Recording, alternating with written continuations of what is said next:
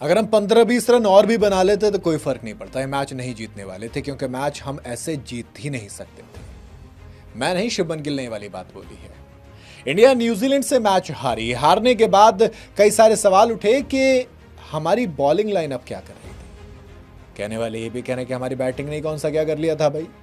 आप 284 पहुंचे, वो भी तब जब केएल राहुल ने 112 रन बनाए हैं, वरना रोहित, विराट, श्रेयस अय्यर, शुभमन गिल ने 50 जरूर मारी, रविंद्र जडेजा, नीतीश कुमार रेड्डी।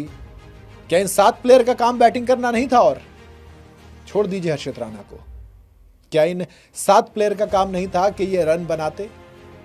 हालांकि 284 इंडिया में न्यूजीलैंड ने कभी इतना बड़ा टोटल चेज नहीं किया था, लेकिन क्रिकेट है ना ये तो।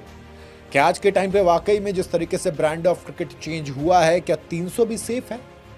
नहीं है, बिल्कुल भी नहीं है।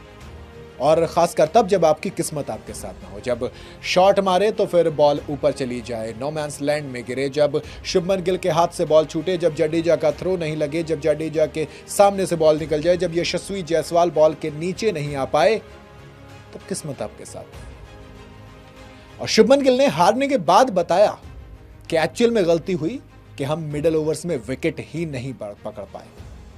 हमने क्या किया? हमने 2 विकेट फटाफट निकाल लिए थे 46 पे, तो हर्षित राणा ने, प्रसिद्ध कृष्णा ने 2 विकेट दे दिए थे, लेकिन उसके बाद आपको टॉप ऑर्डर का विकेट मिल गया, अब आपको मिडिल ऑर्डर में विकेट निकालने थे। गिल ने कहा कि हम विकेट नहीं ले पाए। जब आप 5 फील्डर के साथ आते हो और विकेट नहीं लेते हो तो फिर कोई फर्क नहीं पड़ता, चीजें बेइंतहा डिफिकल्ट हो जाती। अगर आपके पास 15-20 रन और भी होते तब भी कोई फर्क नहीं पड़ता, अगर आप विकेट नहीं लेते मिडिल ओवर्स में।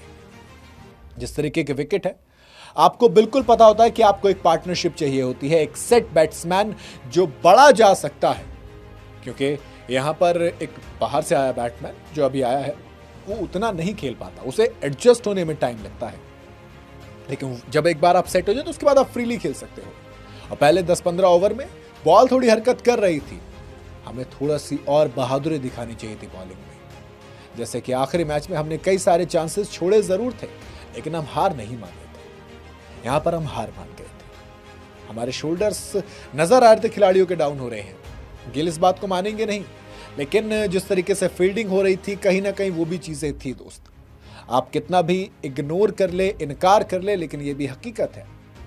एक तरफ ये शुभमन गिल थे, दूसरी तरफ माइकल ब्रेसवेल थे। वो माइकल ब्रेसवेल जो फाइनली हाईएस्ट टोटल चेज में कैप्टन थे, उन्होंने क्लियर कहा कि ऑनेस्टली कहूं तो काफी कंप्लीट परफॉर्मेंस थी हमारी तरफ से। तो हम खुश थे हाफ वे में कि जिस तरीके से हमने बॉलिंग की वो अच्छी थी और हम इस टोटल को चेस करने के लिए तैयार थे। अब यहां पे माइंडसेट की बात आती है। 284 का भी न्यूजीलैंड ने चेस किया नहीं था। इंडिया में ये हाईएस्ट चेस है, लेकिन बावजूद इसके उनका माइंडसेट बहुत प्रिपेयर था कि हम इस टोटल को चेस कर लेंगे। उन्होंने बॉलिंग अच्छी की, लेकिन जिस तरीके से मेरे लड़कों ने प्रेशर को सोक किया, जिस तरीके से परफॉर्म किया, यंग और मिचेल जिस तरीके से गेम उनसे दूर लेके गए, स्पिनर्स को जैसे अंडर प्रेशर डाला उन्होंने, ये आप बोल नहीं सकते।